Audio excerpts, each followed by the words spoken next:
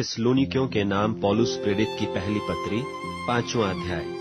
पर हे भाइयों, इसका प्रयोजन नहीं कि समयों और कालों के विषय में तुम्हारे पास कुछ लिखा जाए, क्योंकि तुम आप ठीक जानते हो कि जैसा रात को चोर आता है वैसा ही प्रभु का दिन आने वाला है। जब लोग कहते होंगे कि कुशल है और कुछ भय नहीं, तो उन पर एकाएक विनाश आ पड़ेगा, जिस प्रकार गर्भवती पर पीड़ा, और वे किसी रीति से न बचेंगे। पर हे भाइयों, तुम तो अंधकार में नहीं हो कि वह दिन तुम पर चोर की नाई आ पड़े, क्योंकि तुम सब ज्योति की संतान और दिन की संतान हो। हम न रात के हैं न अंधकार के हैं। इसलिए हम औरों की नाई सोते न रहें, पर जागते और सावधान रहें, क्योंकि जो सोते हैं वे रात ही को सोते हैं, और जो मतवाले होते हैं वे रात ही को मतवाले होते हैं। पर हम जो दिन के हैं, विश्वास और प्रेम की झिलम पहनकर और उद्धार की आशा का टोप पहनकर सावधान रहें। क्योंकि परमेश्वर ने हमें क्रोध के लिए नहीं, परंतु इसलिए ठहराया कि हम अपने प्रभु यीशु मसीह के द्वारा उद्धार प्राप्त करें।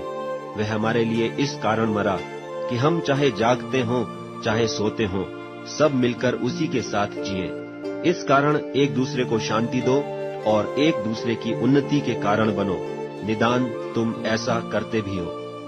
और हे भाइयों, हम तुमसे विनती करते हैं कि जो तुम में परिश्रम करते हैं और प्रभु में तुम्हारे अगुवे हैं और तुम्हें शिक्षा देते हैं, उन्हें मानो, और उनके काम के कारण प्रेम के साथ उनको बहुत ही आदर के योग्य समझो।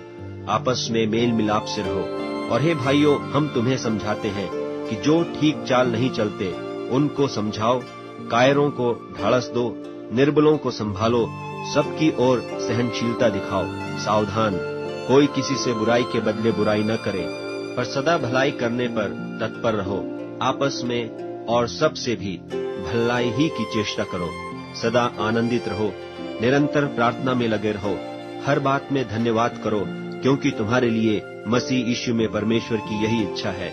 आत्मा को न बुझाओ, भविष्यवाणियों को तुच्छ न जानो, सब बातों को परखो, जो अच्छी है उसे पकड़े रहो। सब प्रकार की बुराई से बचे रहो।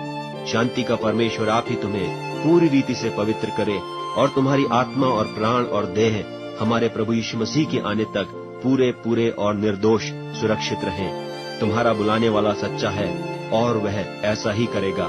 हे भाइयों, हमारे लिए प्रार्थना करो। सब भाइयों को पवित्र चुंबन से नमस्कार करो। मैं तुम्हें प्रभु की शपथ देता हूँ कि यह पत्री सब भाइयों को पढ़कर सुनाई जाए।